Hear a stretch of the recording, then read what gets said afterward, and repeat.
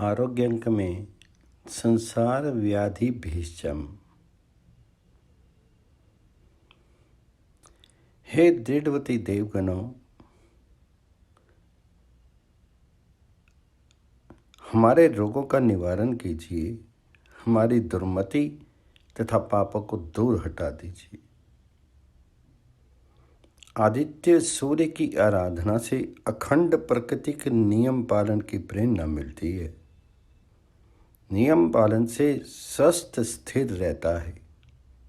स्थिर स्वस्थ से बुद्धि परिष्कृत होती है और सुसंस्कृत बुद्धि प्रभु स्मरण जैसे जीवन के शाश्वत सिद्धांतों को और मानव को उन्मुख करती है।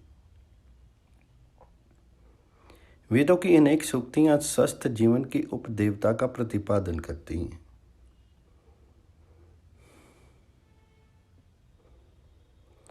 विश्वम पुष्टम ग्रामे अश्विनात्रम।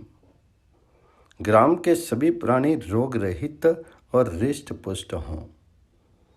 अथर्ववेदीय पेप्लाद शाखा के मंत्र दृष्टा ऋषि दीर्घ आयुष्य सूक्त के माध्यम से देवों, ऋषियों, गंधर्वों, दिशाओं, औषधियों तथा सरिता सागर आदि से दीर्घ आयु की कामना करते हैं। दीर्घामायु कृणोतु में अथर्ववेद के चतुर्थ कांड का 13वां तथा ऋग्वेद के दशम मंडल का 137वां सूक्त रोग निवारण सूक्त के नाम से प्रसिद्ध है कि हे देवो, इस रोगी की रक्षा कीजिए। हे मर्तों के समूहों, रक्षा करो। सब प्राणी रक्षा करें, जिससे ये रोगी निरोग पूर्ण स्वस्थ हो जाए। वेद इस मानव शरीर का अति पल्लवित वर्णन करता है।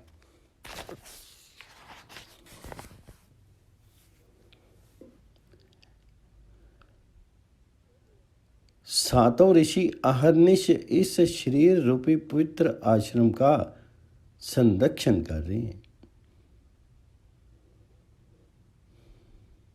ये शरीर सप्त सरिताओं का पवित्र तीर्थ स्थल है, जो जागृत अवस्था में बाहर जाता है और सुप्त अवस्था में वापस आता है। ये शरीर पवित्र यज्ञशाला है, जिसके लिए 2 देव दिन रात सन्नद्ध हैं। साथ ये शरीर देवालय है। यहाँ सूर्य चक्षुओं में ज्योति बन करके, वायु छाती में प्राण बन करके, अग्नि मुख में वाणी रूप बन करके तथा उदर में जठर अग्नि बन के एवं 33 देवता अंश रूप में आकर के निवास करते हैं। पंचभूतों से एक पुरुष आकृति का निर्माण करके ईश्वर ने उसे क्षुधा पिपासा से अभिभूत कर दिया। तब इंद्रियवाणी देवताओं ने परमेश्वर से कहा कि हमारे योग्य स्थान बताइए, जिसमें बैठ करके हम अपने भोज्य पदार्थ अन्न का भक्षण कर सकें। देवताओं के इस आग्रह पर जल से गौ और अश्व के आकार युक्त एक पिंड बाहर आया, पर देवताओं ने ये कहकर के ठुकरा दिया कि ये हमारे आश्रय के अनुरूप नहीं है। अंत में जब मानव शरीर आया और सभी देव प्रसन्न हो गए, परमेश्वर ने कहा, अपने योग्य आश्रय स्थानों में तुम लोग प्रवेश करो। अग्नि वाणी होकर के मुख में, वायु प्राण होकर के नासिका छिद्र में, सूर्य प्रकाश बनकर के नेत्रों में, दिशाएं श्रोत्रिय बनकर के कानों में, औषधियाँ और वनस्पति लोम होकर के त्वचा में, चंद्रमा मन होकर के हृदय में, मृत्यु अपान होकर के नाभि में और जल देवता वीर होकर के शिष्ट इंद्रियों में प्रविष्ट हुए। उपनिषद का उक्त कथानक मानव शरीर की देवालय होने की पुष्टि करता है। संभवतः इस कथानक को भौतिकवादी ऐहिक कौशल में कुशल दंभी मस्तिष्क एकमात्र कपोल कल्पना ही समझे, पर यह अति परिष्कृत वैज्ञानिक दृष्टिकोण है। विषयांतर ना हो, इसलिए मात्र एक उदाहरण। चंद्रमा मन होकर के हृदय में प्रविष्ट हुए हैं। इसी को संक्षेप में विवृत किया जा रहा है। चंद्रमा का गर्भ की वृद्धि पर विशेष परिणाम होता है। वैदिक मंत्रों में भी इसका संकेत मिलता है। चंद्रमा में मात्र वृत्ति है, फिर कलावान तो वे हैं ही। इसलिए सूर्य की ज्ञान में प्रखर किरणों को पचा करके और उन्हें भावना में सौम्य रूप दे करके माता के हृदय में रहने वाले कोमल गर्भ तक उस जीवन अमृत को पहुँचाने का प्रेमल और कुशल कार्य निरंतर करते रहते हैं। इतना ही नहीं, औषधियों का जो अमृतत्व है वह सोम से ही प्राप्त होता है। वे औषधियों के अधिपति कहे गए हैं। सामान्य रूप से ये मानव शरीर दो भागों में विभक्त है, अभ्यंतर और बाह्य। नर तन सम नहीं कमनीय देही कहे जाने वाले देव दुर्लभ शरीर की उपेक्षा निसंदेह अविवेकपूर्ण है। रोगों का उपचार स्वस्थ जीवन हेतु अनिवार्य है, परंतु केवल बाह्य शरीर के रक्षार्थ किया गया उद्योग एकांगी होगा। सर्वांगीण परिश्रम ही संस्कृत बुद्धि की पहचान है, और मानसिक रोग का उपचार किए बिना शारीरिक रोग दूर नहीं होंगे। ये अतार्किक सिद्धांत है कि जगत नियंता प्रत्येक सत्कर्म पर पुरस्कार और दुष्कर्म पर दंड देता है तथा मानसिक अशुभ कर्म का दंड शरीर को भोगना पड़ता है। शतता श्रुतियाँ इस सिद्धांत को घोषित कर रही हैं कि सृष्टि का मूल तत्व रस रूपता, रसो वैसा या आनंद रूपता है। शास्त्रों में आनंद के दो स्वरूप वर्णित हैं, पहला शांत्यानंद और दूसरा समध्यानंद। प्रथम का संबंध अंतर्मन से है और दूसरे का बाह्य शरीर से। मूल विषय मन का विचार उपचार है। संत तुकाराम ने कहा है, मन कर प्रसन्न सर्व सिद्ध चे कारण। मन को प्रसन्न रखो, वही सब सिद्धियों का मूल है। सुश्रुत संहिता भी इस बात का प्रतिपादक है। त्रयोदश अग्नियों और धातु प्रक्रिया की समता तथा आत्मा, इंद्रिय और मन की प्रसन्नता स्वस्थ का द्योतक है। मानसिक रोग जो विश्व का संक्रामक रोग बन गया है, उसका उपचार ही शारीरिक स्वस्थता की प्रमुख शर्त है। मानसिक रोगों को सर्वश्रेष्ठ औषधि है भगवान नाम स्मरण। श्वेत उपनिषद में कहा गया है, यदि मानव विज्ञान व्यापक अमूर्त आकाश को चमड़े की भांति लपेटने में भी समर्थ हो जाए, जो संभव है, तो भी परमात्म तत्व के ज्ञान के बिना उनके कष्टों का अंत असंभव है।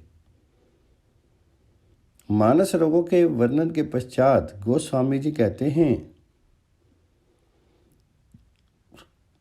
भेषज पुनि कोटिन नहीं रोग जाहि हरि जान। अतः बारी मथे घृत होई बरु सिकता ते बरु तेल। बिनु हरि भजन न भव तरया, ये सिद्धांत पेल। शास्त्रीय भाषा में पंचभूतात्मक योग गुणों का अनुभव भगवान नाम जप द्वारा आत्म अनुभूति जिसे हो जाता है, उसे न रोग सताता है, न वृद्धावस्था और न असमय मृत्यु।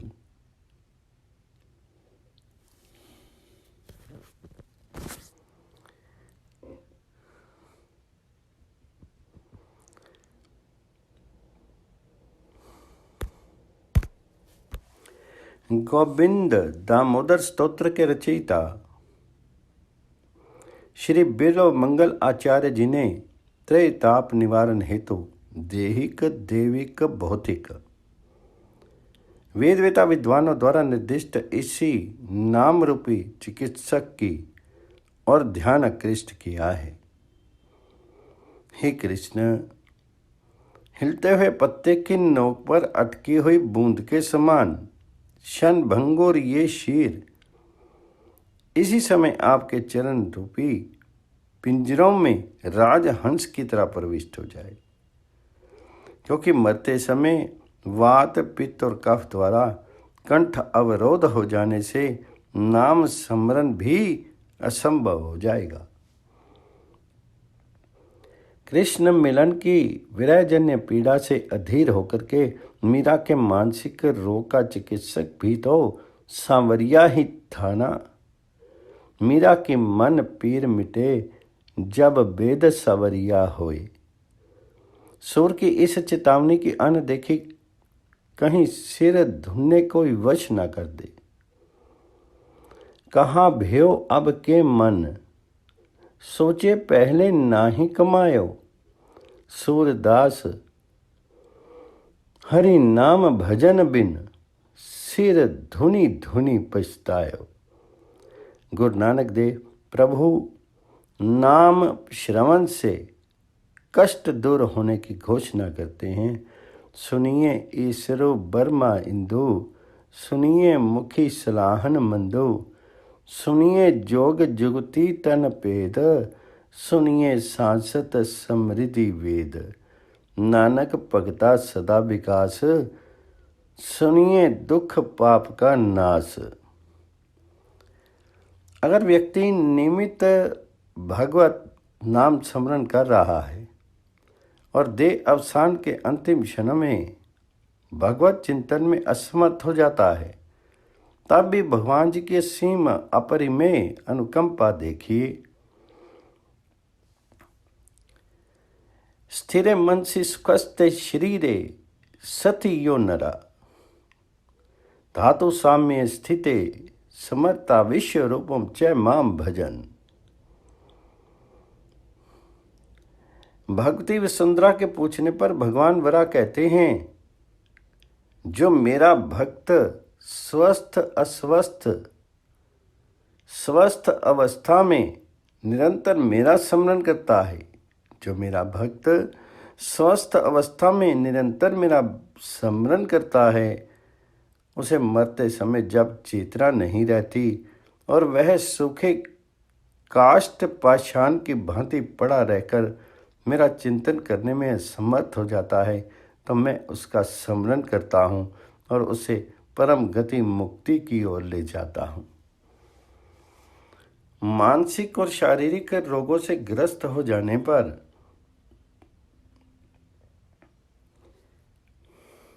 निराश्यपूर्ण भावना का परित्याग करके आज ही से उस वैद्य की शरण ग्रहण करके संसार रूप रोग के लिए सिद्ध औषध का सेवन कीजिए और इस लोक में स्वस्थ रह करके परलोक के लिए पाथे भी साथ ले जाइए। ये पाथे है 2 अक्षर हरि। आरोग्य अंक में जुग विधि ज्वर मत्सर अविवेका।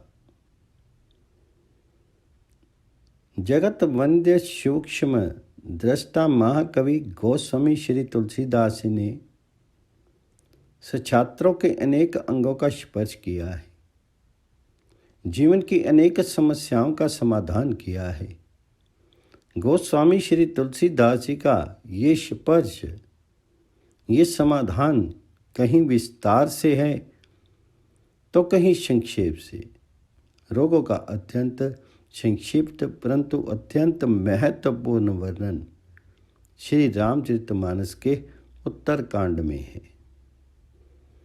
श्री काकभूषुंडी जी श्री राम भक्ति चिंतामणि का निरूपण करते हुए कहते हैं कि ये मणि जिस भाग्यवान के हृदय में निवास करती है उसे प्रबल मानस रोग नहीं व्याप्त होते। व्याप ही मानस रोग न भारी, जिनके बस सब जीव दुखारी। श्री काकभूषुंडी जी के इस उपदेश को हृदयंगम करने के लिए श्री गरुड़ जी प्रश्न करते हैं, हे सर्वज्ञ, हे कृपालु, मानस रोग विलक्षण रोग है। अन्य प्राकृत रोगों का परिज्ञान तो बाह्य लक्षणों से भी संभव है, परंतु मानस रोग का परिज्ञान बाह्य लक्षणों से कथम अभी संभव नहीं है। रोग का लक्षण और उसके स्वरूप का विशेष ज्ञान परम आवश्यक है, अन्यथा रोग चिकित्सा संभव नहीं है। रोग की चिकित्सा होनी ही चाहिए। इसलिए श्री गरुड़ जी श्री काकभूषुंडी जी से कहते हैं कि आप अत्यंत सूक्ष्म मानस रोगों को समझा करके कहिए, उनका बड़ी भांति परिज्ञान कराइए। मानस रोग कहूँ समुझाई, तुम हो सर्वज्ञ कृपा अधिकाई। विनतानंदन श्री गरुड़ जी के अत्यंत प्रस्तव्य प्रश्न का उत्तर श्री काकभूषुंडी जी ने 24 पंक्तियों में दिया है। अत्यंत संक्षिप्त उत्तर है, परंतु सर्वांग परिपूर्ण है। उसका एक एक शब्द मानसिक है। सुनहो तात अब मानस रोगा, विषय आस दुर्बलता गई। श्री काकभूषुंडी जी कहते हैं कि प्राकृत रोगों से, कायिक रोगों से प्रत्येक प्राणी पीड़ित नहीं होते हैं। उन रोगों के रोगी सब नहीं होते हैं, परंतु मानस रोग के रोगी तो प्रायः सभी होते हैं। ये मानस रोग इतना प्रबल है कि इसने सभी को आक्रांत कर लिया है। जिनते दुख पाव ही सब लोगा, और यही विधि सकल जीव जग रोगी। इन 24 पंक्तियों में से मात्र आधी पंक्ति की संक्षिप्त व्याख्या यथामति यथा समय प्रस्तुत की जा रही है। इसी निदर्शन उदाहरण से समस्त पंक्तियों की गंभीरता सुधी जन समझे। जुग विधि जर मत्सर अविवेका। भौतिक ज्वर के भांति आध्यात्मिक ज्वर भी अनेक प्रकार के हैं, जैसे यौवन ज्वर, काम ज्वर, लोभ ज्वर और मोह ज्वर। ज्वर शब्द का होता है ज्वरति जीर्णो भत्यन्य नीति ज्वरा। संताप अर्थक ज्वर धातु से करण में किया भाव में नन प्रत्यय करने से ज्वर शब्द निष्पन्न होता है। ज्वर के सामान्य लक्षण है ईश्वर में ईष्टकंप, अंग शिथिल्य, मुख का परिशुष्क होना, शीर का रोमांच कंटकित होना, शक्ति की क्षीणता, सेद अवरोध और देह में दाग का जलन का होना, ये समस्त लक्षण प्रायः युगपत एक साथ शरीर में प्रकट होते हैं।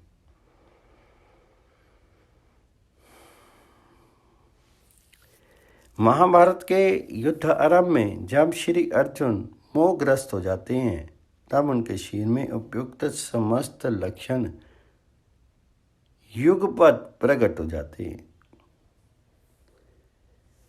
अपने परम हितैषी सखा ब्रजेंद्र नंदन श्याम सुंदर भगवान श्री कृष्ण चंद्र से श्री अर्जुन जी कहते हैं, हे केशव, इस कुरुक्षेत्र की युद्ध भूमि में जो लोग समवेत हैं, उन सब को मैंने बड़ी भांति देख लिया है। ये सब लोग तो मेरे स्वजन ही हैं। यद्यपि ये समस्त लोग युद्ध करने के लिए ही सम्रांगण में उपस्थित हैं, परंतु मेरा इनसे युद्ध करने के लिए कटिबद्ध होना कहाँ तक उचित है।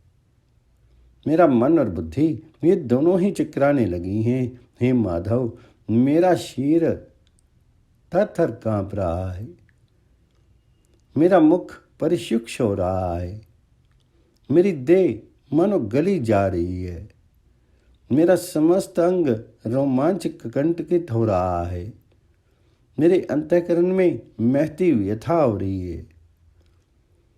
हितावता गांडीव धनुष्य धारण करने वाली मेरी मुट्ठी शिथिल हो रही है। हे कृष्णचंद्र, ये गांडीव मेरे हाथ से छूट भी गया। ये मेरा वज्रदापी कठोर गांडीव असह्य और भयंकर है, परंतु इस बंधु स्नेहजन्य मोह की अद्भुत शक्ति उस प्रचंड गांडीव की शक्ति से भी बढ़कर सिद्ध हो गई है। जिन वीर पुंगव श्री अर्जुन ने सम्रांगण में किरात वेशधारी महाभयंकर प्रणंकर श्री अर्जुन को भी युद्ध में प्रसन्न करके उनसे पाशुपत अस्त्र की उपलब्धि की थी, उन्हीं गांडीवधारी अर्जुन को इस माहेश्वर नामक मानस रोग ने मोहज्वर नामक मानस रोग ने देखते देखते अधिकृत कर लिया, जीत लिया। श्री अर्जुन ने श्री कृष्णचंद्र से कहा है, हे करना में मेरी त्वचा जल रही है,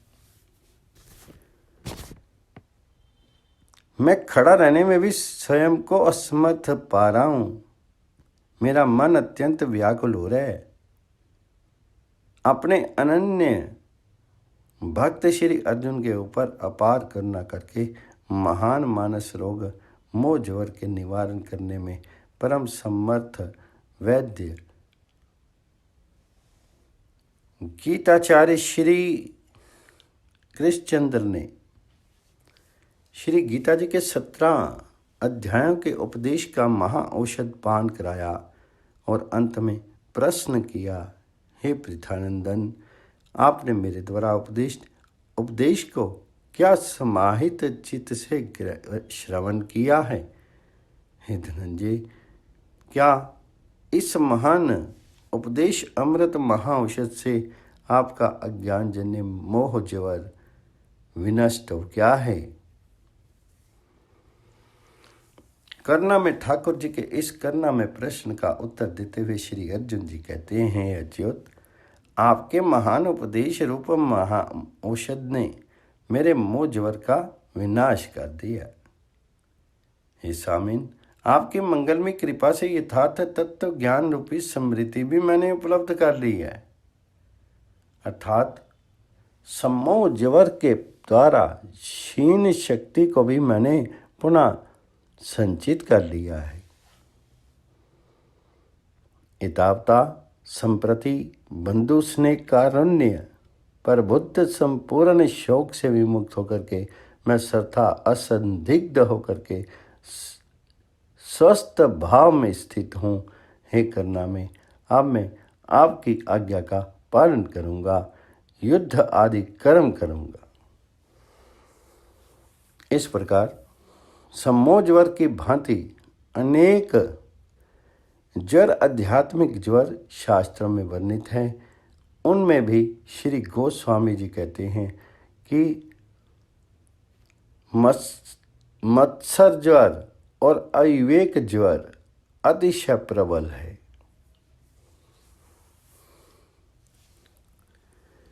मत्सर ज्वर दूसरों की संपत्ति को कीमत सम्मान को देख करके मन में जो जलन होती है उसे ही मत्सर कहते हैं।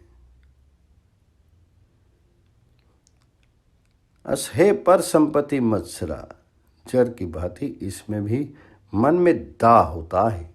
पद्म पुराण के अनुसार आत्म धिक्कार विशेषा मत्सरा, अर्थात दूसरों की वृद्धि दे करके अपने को धिक्कृत करना ही हीन भावना से ग्रस्त होने का नाम ही मत्सर है।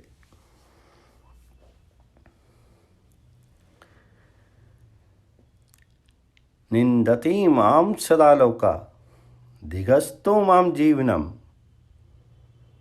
इत्य आत्मनि भवेत् यस्तु धिक्कारा साचा मत्सरा। अविवेक जो है, नीतिकार कहते हैं, यौवन, धन संपत्ति, प्रभुत्व और अविवेकता,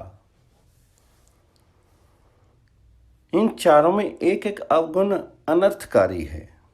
फिर यदि ये चारों ही युगपत एक साथ समवेत होकर एक ही पुरुष में आ जाएं तो क्या कहना है। शास्त्रों में विवेक की अनेक प्रकार की परिभाषाएं हैं। पहली है आपस में मिल करके एक ही वस्तु विषय का अनेक प्रकार से विचार करके उस वस्तु विषय के स्वरूप का निश्चय करना विवेक है। दूसरा है प्रकृति और पुरुष का सम्यक प्रकारेण विवेचन करके उनका परिज्ञान करना ही विवेक है। तीसरा, नित्य अनित्य वस्तु का परिज्ञान करना, अर्थात पूर्ण ब्रह्म परमात्मा ही नित्य वस्तु है। ब्रह्म व्यतिरिक्त अन्य समस्त वस्तु अनित्य हैं, ये निश्चय करना भी विवेक है। चौथा है आत्मा अनात्मा का विवेक करना भी विवेक है। पांचवा, सत्य और असत्य पदार्थ का बुद्धिपूर्वक निर्धारण करना भी विवेक है। छठा, सारा सार तत्व का परिज्ञान भी विवेक है। सातवां, विवेक की महत्वपूर्ण परिभाषा है हित अहित विवेका। कौन हमारा हितैषी है और कौन नहीं है, इसे भली भांति जान लेना ही विवेक है। श्री रामचरितमानस के बाल कांड में 2 प्रसंग हैं। पहला देव ऋषि श्री नारद जी का और दूसरा राजा प्रताप भानु का। इन दोनों ही प्रसंगों में क्रमशः उत्थान और पतन का कारण हितैषी का पहचानना और ना पहचानना ही है। श्री नारद जी ने अपने हितैषी के परखने में, जानने में, पहचानने में भूल नहीं की। उन्होंने अत्यंत स्नेहिल शब्दों में, आत्मविश्वास पूर्वक शब्दों में अपनी भावना की अभिव्यक्ति की है। मोरे हित हरि सम नहीं को, यही अवसर सहाय सोई हो। परिणाम स्वरूप श्री नारद जी का सर्वविध अमंगल नष्ट हो गया और उनका सब प्रकार से मंगल संपन्न हो गया। श्री हरि ने उनके परम हित का आश्वासन स्वयं श्री मुख से दिया। जेहि विधि होई परम हित नारद सुनहु तुम्हार, सोई हम करब न आन, कछु बचन न मृषा हमार। इसके विपरीत राजा प्रताप भानु ने कपटी मुनि को अपने हितैषी के रूप में वर्ण कर लिया। तुम तजी दीन दयाल, निज हितु न देखो कोई। परिणाम स्वरूप राजा प्रताप भानु का सब प्रकार से प्रसन्न जीवन नष्ट हो गया। सत्य केतु कुल को नहीं बांचा। इस प्रकार हित अहित का परिज्ञान ही विवेक है। उपयुक्त सभी प्रकार के भावों का ग्रहण विवेक शब्द में समाहित है। विवेक का ना होना ही अविवेक है। न विवेको यस्य सा, यह अविवेक ही ज्वर है। और मत्सर भी ज्वर है। इन दोनों प्रकार के ज्वरों का तथा अन्य सभी प्रकार के मानस रोगों का विनाश दशरथ नंदन कौशल्यानंदन संवर्धन श्री रघुनंदन भगवान श्री रामचंद्र जी की अहेतु की कृपा के द्वारा ही संभव है। इसलिए प्राणी मात्र को अशरण शरण अकारण करण करुण सागर श्री राम जी की करुणा का अवलंबन लेना चाहिए, भजन करना चाहिए।